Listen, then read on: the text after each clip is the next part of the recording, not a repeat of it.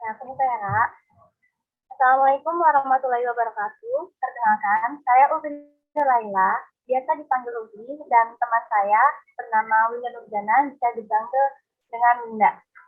Oke, jadi di sini saya dan teman saya akan melakukan eh, cerita-cerita seru, sharing session, atau ya sebenarnya sih ini tugas teleportase ya, dari pelajaran Humas, Humas Paradis.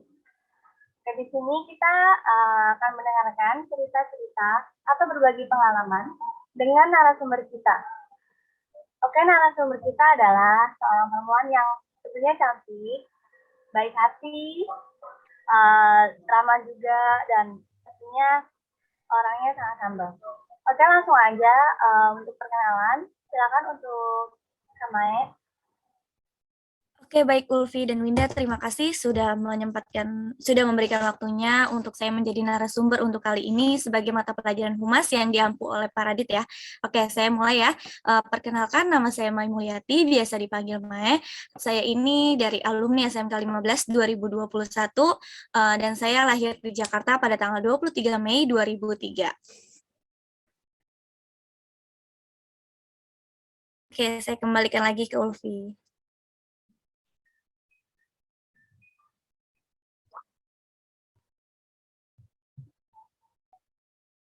Oke, jadi namanya adalah Kamae ya, Kak.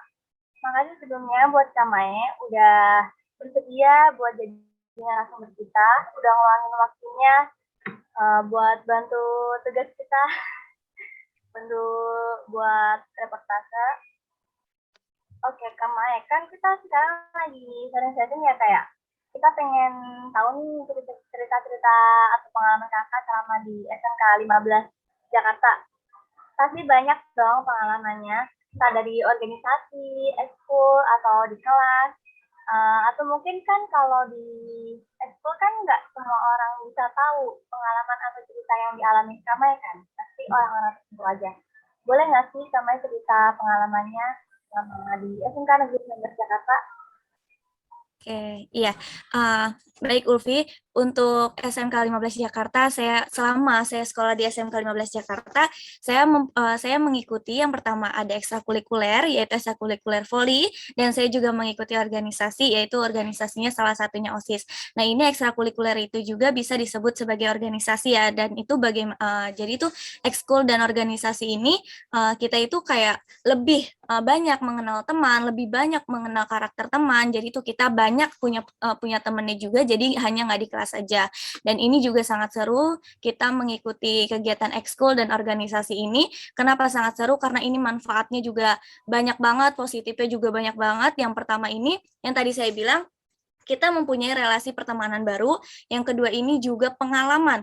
Nah, untuk pengalaman ini, menurut saya ya, di zaman-zaman sekarang ini pengalaman yang sangat penting. Jadi untuk nilai itu tidak ada lagi apa-apanya, tapi untuk pengalaman juga, ini juga sangat penting banget karena kita kan kayak nanti pas setelah kerja atau setelah sekolah ini kita itu akan menghadapi orang-orang banyak ya kan. Nah, orang-orang banyak ini pastinya mempunyai karakter yang sangat berbeda-beda. Nah, karakter yang berbeda-beda ini yaitu dari pembelajaran yang kita alami selama kita mengikuti organisasi. Toh, organisasi ini tidak diajarkan kan di dalam mata pelajaran ini. Nah, itu kan di luar dari mata pelajaran. Nah, selama saya mengikuti organisasi ini, sangat banyak banget ya manfaatnya yang saya bilang itu. Dan juga saya waktu di kegiatan ekskul volley juga, saya alhamdulillah banyak punya teman, bukan hanya di sekolah SMK 15 aja, tapi saya juga sekecamatan Kebayoran Baru, alhamdulillah saya mempunyai teman. Nah, itu bagaimana kok bisa sampai kecamatan Kebayoran Baru? Nah, di ekskul volley ini saya juga pernah mengikuti lomba. Yang pertama ini lomba O2SN di Kecamatan Kebayoran Baru pada tahun 2018 maksud saya, dan yang kedua pada tahun 2019. Nah, di sini kita dilombakan untuk bersaing. Yang pertama itu SMK 15 itu kan punya teman juga ya, kayak SMK 6, 29, Dharma Karya. Nah, itu juga kita bersaing untuk lomba. Nah, oleh wasitnya pada saat lomba voli ini diambil-ambilin nih yang anak-anak, maksudnya yang jago voli atau yang bisa voli. Nah, itu diambil-ambilin yang jago-jago itu untuk melanjutin ke Kecamatan Kebayoran Baru. Nah, untuk melanjutkan ke Kecamatan Kebayoran Baru ini kan pasti butuh latihan-latihan juga ya. Nah, di situ kita kayak berkecimpung semuanya itu di seluruh sekolah Kebayoran Baru, kita kumpul di situ terus saling sharing-sharing juga. Kok bisa sih kita kayak gini? Terus enak ya, seru ya, kita punya temen lagi gitu. Jadi nggak hanya di sekolah SMK 15 aja, tapi di luar sekolah juga kita mempunyai banyak teman. Jadi kan pengalaman-pengalaman itulah yang karena pengalaman itu adalah guru yang sangat berharga ya kalau bisa dibilang Ulfi kayak gitu dan Winda. Nah, jadi untuk saya selama menjadi siswa di SMK 15 sih alhamdulillah banyak kegiatan-kegiatan yang saya yang saya ikuti. Nah, itu juga waktu di OSIS ya. Di OSIS juga saya mempunyai teman se-Jakarta Selatan atau se-DKI se-DKI. Nah, di situ kan kita kayak seminar-seminar kayak gitu. Nah, seminar itu saya waktu itu di Bogor dan itu se-DKI. Saya juga kirain saya cuman se-Kebayoran Baru, ternyata se-DKI. Nah, itu juga saling berbagi cerita, terus juga kita pernah ketemuan juga di salah satu kafe. Nah, itu kita juga lu di mana kuliahnya, kayak cerita-cerita gitu juga. Nah, di situ sih yang sangat berharga. Jadi kalau menurut saya ikuti aja semua organisasi atau semua ekskul-ekskul karena itu untuk mengetahui pengalaman-pengalaman kamu dan untuk mendalami ilmu-ilmu kamu juga. Terus relasi kamu juga luas, nggak hanya di sekolah aja begitu.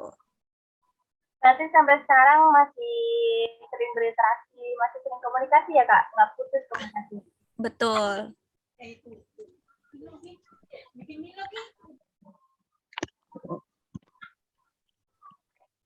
Oke, sekarang kan Kakak udah kuliah ya, udah lulus.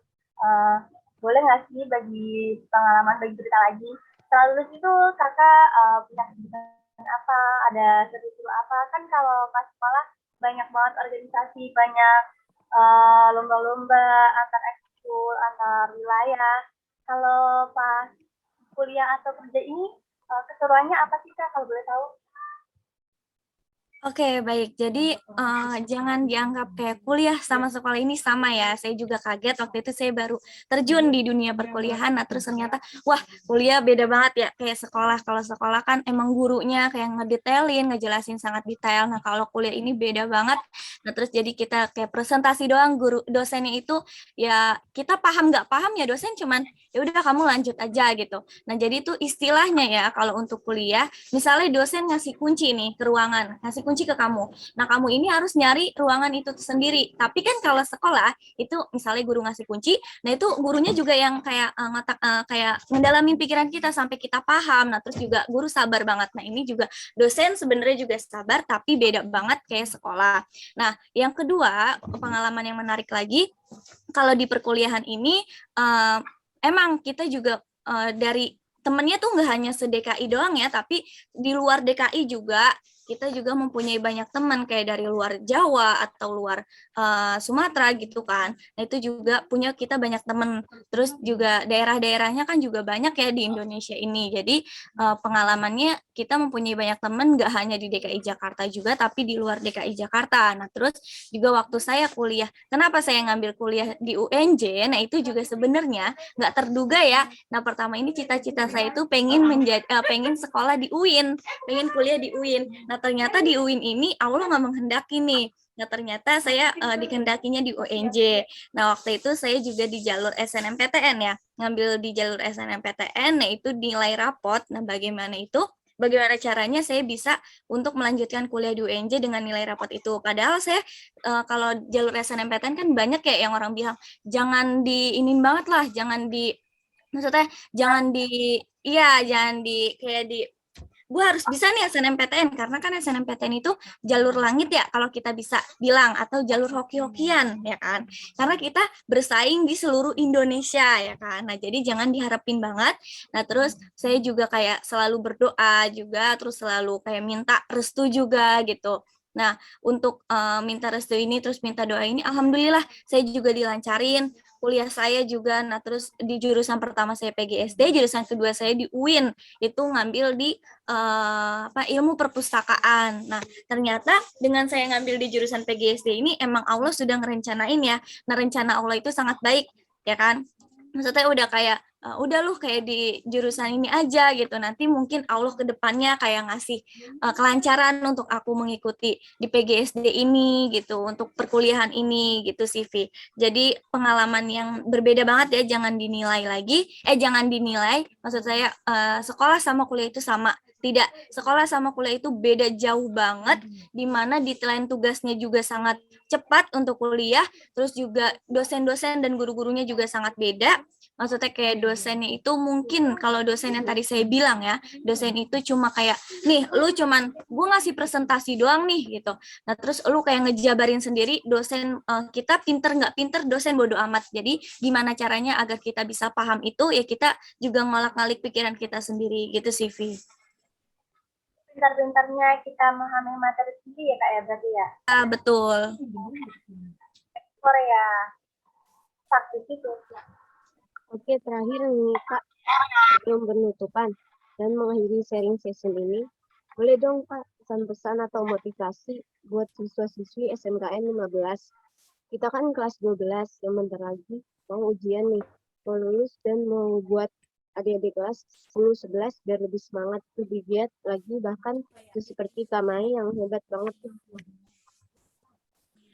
Oke, baik, terima kasih Winda dan Ulfi. Untuk adik-adikku di kelas 12 maupun di SMK Negeri 15 Jakarta, baik kelas 10, 11, dan 12, kalau menurut saya, kamu banyakin organisasi atau banyakin pengalaman kamu. Nah, ini untuk ubah mindset kamu, jangan sampai kamu bilang nggak tahu, nggak bisa, dan nggak mau. Nah, dari tiga ini, itu sangat mempengaruhi pikiran kamu. Jadi, apabila kamu misalkan tidak tahu atau nggak bisa, cobalah kamu tanya kepada kakak kelas kamu atau guru-guru kamu untuk bisa mendalami ilmu-ilmu itu. Jangan gampang menyerah.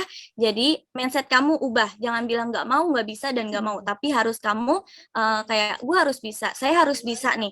Gimana caranya? Saya harus cari tahu kepada kakak kelas saya atau adik-adik kelas saya, atau guru-guru saya yang pernah berpengalaman misalnya sebagai organisasi atau sebagai guru gitu ya. Nah terus untuk yang kedua, jangan pernah kayak gampang menyerah, karena dengan kamu misalkan kayak misalkan udahlah gue nggak bisa nih kayak gini, udah kan kayak bodo amat, tugasnya juga tugas banyak juga, udahlah gue besok besok besok aja gitu. Lama-lama kan tugas itu menumpuk ya, tugas itu menumpuk dan kayak kamu ngeberatin diri kamu sendiri, jadi kayak nyesel gitu.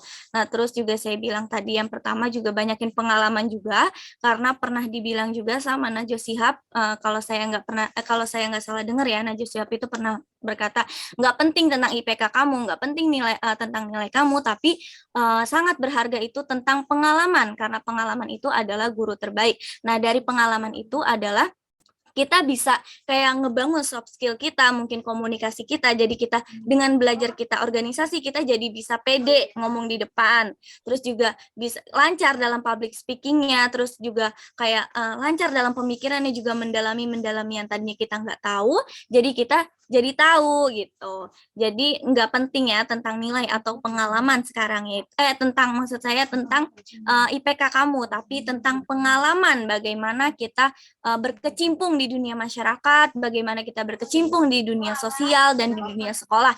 Karena yang tadi saya bilang juga, karakter orang itu sangat beda-beda dan kita juga harus pintar menilainya. Jadi begitu sih menurut saya untuk adik-adik kelas saya, cobalah kamu terjun, keluarlah dari zona nyaman kamu, jangan sampai kamu kayak udah gue udah nyaman di sini dan gue nggak mau kayak keluar dari zona nyaman. Nah zona nyaman itu yang saya bilang harus tahu tentang pengalaman-pengalaman nih, misalnya kayak Ulfi atau Winda pernah di organisasi sekolah, coba kamu keluar dari zona nyaman, yaitu di misalnya di rumah gitu kan. Di rumah kan pasti ada kayak tentang remaja-remajanya atau karang taruna, cobalah kamu coba di situ, karena di situ juga pikiran-pikiran kita juga kayak terbuka dari orang-orang juga kayak ngasih masukan-masukan, kita kan kayak wah jadi kayak gini ya gitu. Dan yang ketiga itu jangan sampai kan ada ya pepatah mengatakan kayak dunia apa sih misalnya ya, kalau misalkan kamu di sekolah aturannya kayak gini, kamu misalkan di rumah aturannya kayak gini. Nah itu bener banget ya, jadi jangan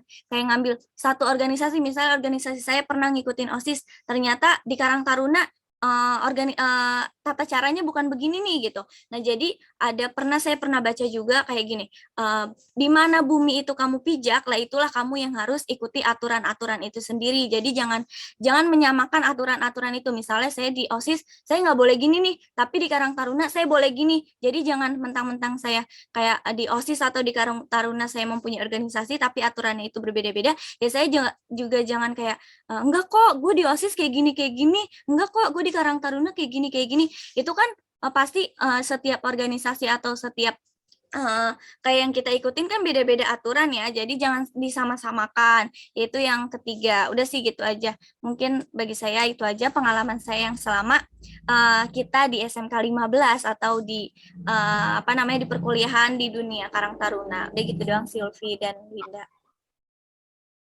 Oke, makasih Kak Maya. Kalau boleh aku ambil kesimpulan di sini, jadi kita harus banyak-banyak cari pengalaman ya, kayak harus banyak cari pengalaman, jangan terpaku, jangan terlena dengan kenyamanan sampai kita nggak bisa ekspornya luar.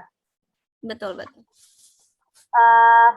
Oke, mungkin ngobrolnya sayangnya sampai sini aja ya Kak ya. Makasih banyak udah bantuin kita, udah berbagi pengalaman juga. Kita jadi lebih banyak tahu kan manfaatnya, cari pengalaman lebih banyak, cari teman lebih banyak, ikut organisasi. Karena emang sebenarnya itu adalah hal yang paling penting daripada pengetahuan apapun itu. Oke, terima kasih Kak Mae. Semoga hari-harinya makin lancar, makin sukses, diperlancar ya untuk semester kedepannya. Makasih banyak udah luangin waktunya. Semoga berkah ya Kak ya, sehat-sehat. Ya, semangat juga untuk Ulfi dan Winda ya untuk menghadapi LSP-nya, menghadapi ujian-ujiannya, ujian praktek maupun ujian nasional atau ujian sekolah ya. Terima kasih banyak ya Kak. Ya, sama-sama. Pamit ya. Assalamualaikum. Waalaikumsalam.